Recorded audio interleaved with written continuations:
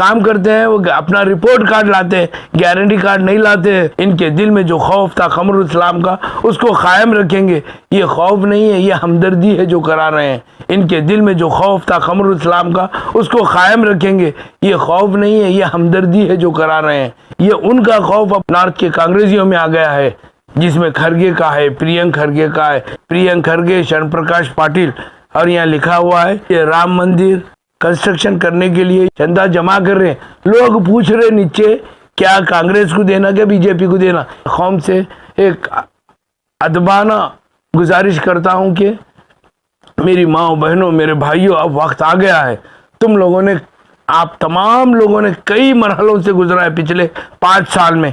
आज ये बताता हूँ वो तमाम कांग्रेसियों को जो नॉर्थ में रहते हैं, बड़ी बातें लिख के लाते हो, गारंटी कार्ड लाते हो। मेरे भाइयों, कोई भी आदमी, आप अपने दिल पे पत्थर रख के जमीर ना बेचो, जमीर का सौदा ना करो।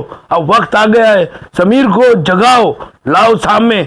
लेकिन ऐसा मत करो कि तुम्हें वक्त आ गया है, तुम झूठ बोलो, बोलकर गारंटी कार्ड पहुंचाओ, साइन करके लो, सिग्नेचर। कुछ नहीं होता। सबसे ज्यादा आपके साथ मेहनत करने वाले लोग आपके साथ नहीं है, ये जान लो। वो उसकी वजह क्या है ये समझ लो। कुछ लोग हैं आपके पास, कुछ लोग, कुछ, और सब लोग कह रहे हैं कि बीजेपी कुछ नहीं कर सकती। बीजेपी, आप ये जो बताया जा रहा है बार बार बीजेपी का डर, आप सब एक हो जाओ। जिस तरह बागबान बिरादरी एक हो गई, छोटे खुरेश बिरादरी एक हो गई, और कई बिरादरियों ने एक साथ ऐलान किया है। ये ताजिर बिरादरी एक हो गई है, अब ये ऐलान हो गया है। अब समझ जाओ आप कि अगर आने वाले दिनों में आपको कितना बड़ा खामियाजा भुगतना पड़ेगा, ये अंदाज़ा लगाओ। एक बार मोहतरमा ने बीजेपी के नॉर्थ के किसी मोहल्ले में, गैर मुस्लिम मोहल्ले में गई, वहाँ से कैसे भिजाए, मैं उसका नाम भी नहीं लेना चाहता, कैसे भिजाए, याद रख लो। और जाके लोगों के पेटों में मुंडी डालने की जरूरत। जो लोग काम करते हैं वो अपना रिपोर्ट कार्ड लाते हैं, गारंटी कार्ड नहीं लाते हैं, उनके पेट में मुंडी डालने की जरूरत नहीं रहती है। याद रखो, शहर के मुसलमानों, खास करके मैं आप लोगों से कहना चाहता हूं कि कहाँ थे वो लोग जब बंद हो गया आपका स्लॉटर हाउस खसाया मस्जिद पे? कितने लोग परेशान रह गए। कहाँ थे वो लोग ये जब इतने सब हो रहा था? कहाँ थे वो अलन के मसाइल में? वो लोग कहाँ थे? एनआरसी में मैं उनके साथ था। कोई आदमी मुझे झूठ नहीं बोल सकता। पहले लॉकडाउन में, दूसरे लॉकडाउन में मोहतरमा कहाँ थी? मुझे साबित करो, कोई कर सकता है तो। क्योंकि सबसे आगे मैं था। मैं जानता था कि मुझे ये काम था कि मैं खिदमत करूं। मुझे उम्मीद थी, जब मैं देख लिया कि हर एंगल में कौम की ही बुराई है, यहाँ रिश्वतखोरी का बाजार बहुत गरमाया हुआ है, सब देखने के बाद में मैं वापस आ गया। मैं ये जानता हूँ, मैं आप लोगों को पहले कई बार बोल चुका हूँ कि मुझसे जो माजी में गलती हुई उसके लिए माफ़ी चाहता हूँ। और तमाम शहरियान गुलबर्गा से कहता हूँ कि मेरे भाइयों, एक नौजवान, एक काबिल, एक पढ़ा लिखा, एक इंजीनियर, इंग्लिश, हिंदी, कन्नड़ा बोलने वाला, आपकी आवाज़ को ऐवान में उठाने वाला वक्त आ गया है कि अब आप एक होकर वो मुत्तहिद ना हो जो मुत्तहिद होकर बिखर जाए।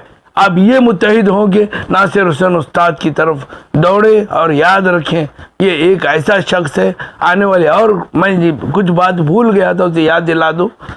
कभी भी याद रखना, लीडर नस्लों से नहीं पैदा होता, उसकी काबिलियत से लीडर पैदा होता है। लीडर अगर नस्लों से होता तो फिर अकबर के बाद जितने आते आज तक के तमाम बादशाह ही रहते। याद रखें, लीडर नस्लों से नहीं होता। ये बादशाहियत नहीं है, ये जमहूरियत है। इसको समझो आप। आज वक्त आ गया है। मैंने एक दिन पहले देखा, हर आदमी के हाथ में माइनॉरिटी का वाइस चेयरमैन। 600 से ज़्यादा आपके पोस्ट हो गए। 100 से ज़्यादा लोगों को बेवकूफ़ बनाते हुए उनके लिए नॉमिनेट कॉरपोरेटर हो गए।